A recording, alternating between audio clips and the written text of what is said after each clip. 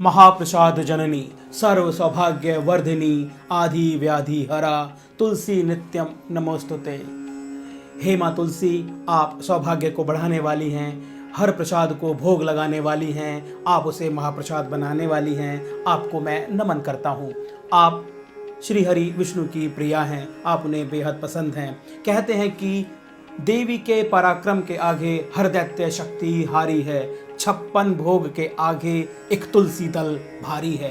किसी भी भोग को लगाने से पहले हम उसमें तुलसी दल जरूर अर्पित करते हैं, उसी के बाद वो भगवान श्री हरि को प्रिय होता है।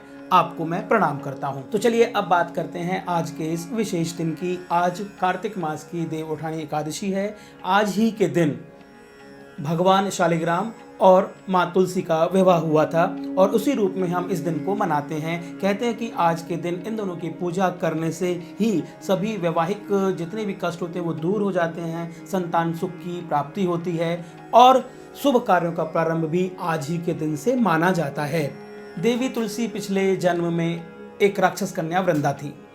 वृंदा की जो प्रवृत्ति थी वो बड़ी ही धार्मिक थी। वो भगवान श्री हरि विष्णु की परम भक्त थी। श्रीमद् भागवत पुराण के अनुसार जब समुद्र मंथन हुआ तो शिव का एक अंश, एक तेज समुद्र में गिर गया और वो आगे चलकर जलंधर हुआ। जलंधर बड़ा ही बलशाली था। वो पूरे ब्रह्मांड पर अपना आधिपत्य स्थापित करना चाहता था। इस कड़ी में उसने देवलोक पर आक्रमण कर दिया और सभी देवता भयभीत हो गए। उसने देवलोक पर अपना आधिपत्य स्थापित कर लिया। देवलोक पर अपना अधिकार स्थापित करने के पश्चात जलंधर ने कैलाश पर आक्रमण कर दिया। कैलाश पर उसका सामना देवों के देव महादेव से हुआ और एक भयानक युद्ध हुआ। यह युद्ध किसी भी निर्णय तक नहीं पहुंच रहा था, क्योंकि एक पतिव्रता स्त्री का तेज उसकी शक्तियों को और प्रबल कर रहा था। ये बात सभी देवी देवताओं ने श्री हरि विष्णु को बताई। अगर उस पतिव्रता स्त्री का व्रत खंडित हो तो जलंधर का वध संभव है। सभी देवी देवताओं के इस विनय के बाद भगवान श्री हरि विष्णु ने जलंधर का रूप धारण किया और वृंदलोक में चले गए। वृंदलोक में वृंदा पूजा कर रही थी, लेकिन जैसे ही उन्होंने अपने पति को देखा वो अपनी पूजा स्थल से बाहर आईं और पति की आगवानी में लग गई, उनका स्वागत करने लगी। लेकिन जैसे ही वो पूजा स्थल से बाहर आईं उनका व्रत खंडित हो गया और भगवान महादेव ने जलंधर के शीश को धड़ से अलग कर दिया और वो वृंदा के सम्मुख गिर पड़ा। जैसे ही उसने अपने पति के कटे हुए शीश को देखा वो स्तब्ध रह गई और अपने सम्मुख खड़े हुए जलंधर को श्राप दिया कि जा काले पत्थर का हो जा और शालिग्राम बन जा। जैसे ही उन्होंने ये श्राप दिया सारी सृष्टि में हाहाकार मच गया।